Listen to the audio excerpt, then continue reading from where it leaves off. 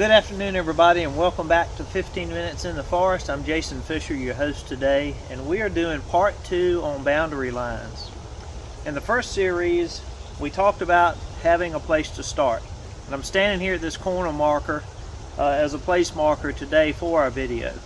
So we got a lot of requests to do a second part, and so here we are today. You're going to hear from some experts, a surveyor and a consultant forester, on some of their challenges with finding boundary lines and some resources you can use to help you.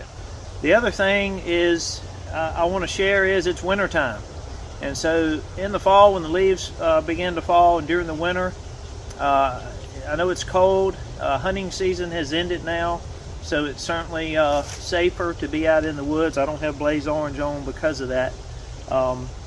I'm a hunter, and nothing against hunting, but if you're going to go out, be wary of that and wear blaze orange. But today, with the leaf off, you can see property lines a lot easier, such as line trees from previous harvests or trees that were planted, where you wouldn't notice that when the leaf is on. We're going to talk to a surveyor, and I'm going to ask a consultant, a good friend of mine, to help us help you as far as finding your boundary lines and some good advice going forward. So we've got Mr. Temple with us today, and I talked him into helping us out here on 15 Minutes in the Forest to answer a couple of questions. As a surveyor, James, what are some examples of property boundaries, that y'all run into that may give you some trouble or conflicts, or things that have kind of held you up versus having a smooth job when you're working with landowners? Yeah, probably one of the biggest things that we run into is lack of description. It always helps when the property owner has copies of their deeds, and a lot of plats are unrecorded. Things have been passed down to the family. That always helps to have a copy of that stuff. If it's not recorded, it's not legal, so but it does help recreate. And without a lack of description, then you rely on physical attributes such as hedgerows, fence lines, streams speak for themselves, and people will be amazed how much streams move, creeks, branches, they move a lot. There's a lot of back and forth, but your property line normally follows the creek, wherever it moves. Yeah, I see that a lot. That's a good point that you make, because the property my wife and I own, in the first video, when we purchased it, the surveying crew shot a straight line down the creek, and the creek wound. Right. And I remember speaking with my neighbor one day as I planted some trees along that line, and he thanked me for planting the trees on his side of the creek. And so we basically wrote up a note, and this was the other thought I wanted you to speak at, and signed it, had it notarized and recorded that the creek would be the line. Right. And do you see that sometimes with people maybe change something or make that agreement? Yeah, we do quite a bit of property line agreements. Like I said, when the descriptions are vague or non-existent, then we'll bring in both property owners and say, all right, what do y'all think here? Where do you think?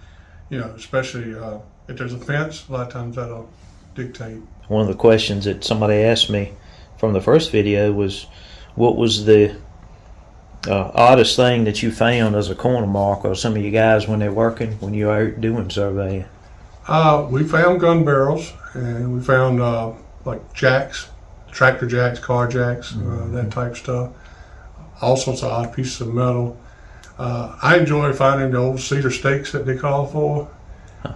It's amazing how long a cedar stake will last. Right. It will last years, decades. I mean, long time. We found surveys in the 1900s, early 1900s, called for a cedar stake, and actually found a stake, and that's always nice. Wow. X's on rock outcroppings.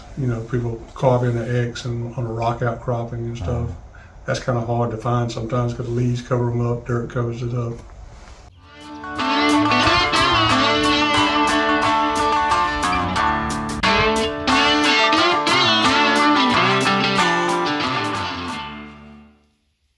So James, one question was, once you guys put in a line, and it's done, what are the options a landowner may have if they were to move that line, if any?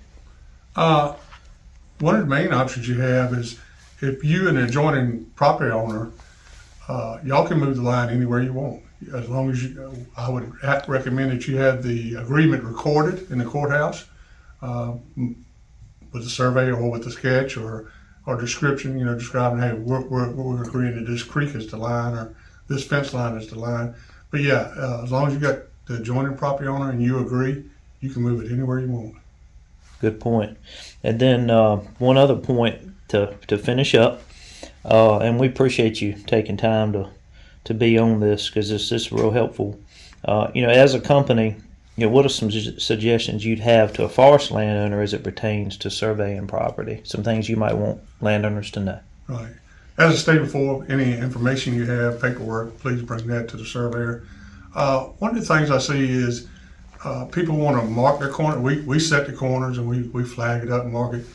But people like to take a bigger piece of metal, pipe or something, and drive it over top of the corner. Don't do that. Please don't do that, because now it's inaccessible to the surveyor. Put it off to the side. That way, and don't put it right up against it, but that way you can find it, maybe a foot away. That way you can come back and find it, and it doesn't disturb the corner. Because when you put it over top of the corner, now I can't. The next surveyor comes out there, he's got to take it off, probably disturb it. That's one thing.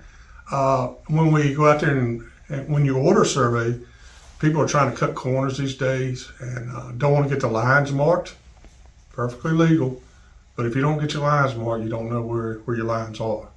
I would highly recommend you pay the extra. We include it in our price. Some surveyors give an option. We don't give you the option, because if you can't walk in there and see your line, it's useless. Just because the corner's there, could be 1,000 feet between them. You can't see between them. So, and when you have your line flag, we tie flagging on it, and we'll tie it on the tree. Let's say this tree, we'll tie it on the tree, and we'll put the knot on it. Whichever side the knot is on is your property line, and it's always within arm's reach with our company. A lot of times we try to get closer, depending on how populated the trees are. So you'll see the knot, so you'll know your property line's on this side of the knot. We'll also chop it. When we chop a line, we put 2 chops on it, and that shows you that you keep going down the line. If we going down the line and we hit a tree right on the center, we'll put a chop on each side of the tree. And when we get to a corner, we'll put 3 chops on the tree, and that way you know to look for the corner there. In this picture, I looked for universal examples that were widely accepted as far as tree marking goes. And these were some good ones that I located from a publication through North Carolina State Extension.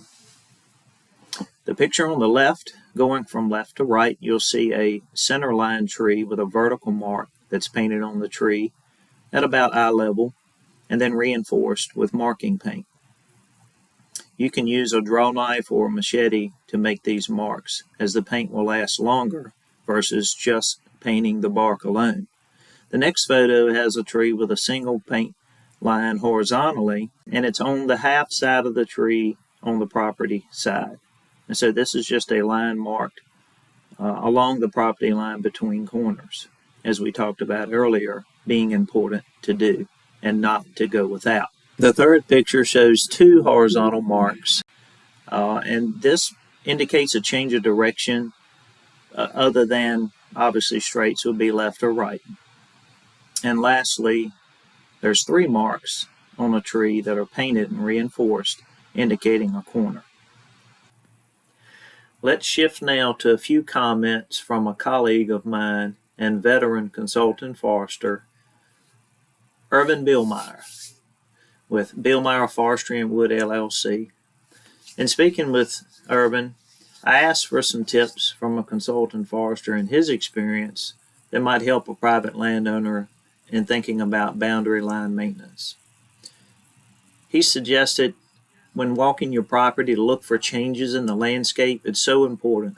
Old road beds, the ground texture, changes in elevation, rock outcroppings, and so forth. He says old fences are good if they're called for by the deed of plat, so an emphasis on that. So you want to find that information in your deed as well. Just finding a fence may or may not be your line. The only person that should be making chops on trees is the person surveying the property. So don't be a surveyor on your own. Also, timber cut lines can be misleading, he says. Just because the photos I showed you earlier, or you're walking and you see a change in tree height or age, or even species, doesn't necessarily constitute a property line.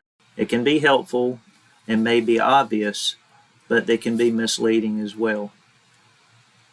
He says also, don't just depend on tax maps to authenticate boundary lines. Tax maps online can often be inaccurate, and so take caution there. Documentation lasts longer than memory. So again, write it down and record it in your deed, or at least make a note of it with your forest management plan or property records. He mentioned a metal detector that he really liked and lists the name of that here in the slides that he purchased from forestry suppliers. This can be helpful when finding pins between corners as well. But paying attention to these details is what Irvin suggests will help you as a landowner in managing your boundary lines. So thank you, Irvin. So, have you found your property boundaries? Doing so early will pay off later during future ownership.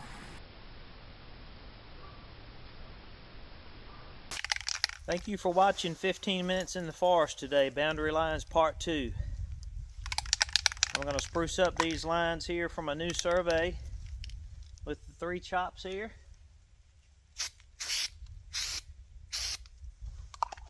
On down the line we go. Get out in the wintertime and walk your lines, and be sure you know where your boundaries are. Stay tuned for the next episode in 2 weeks.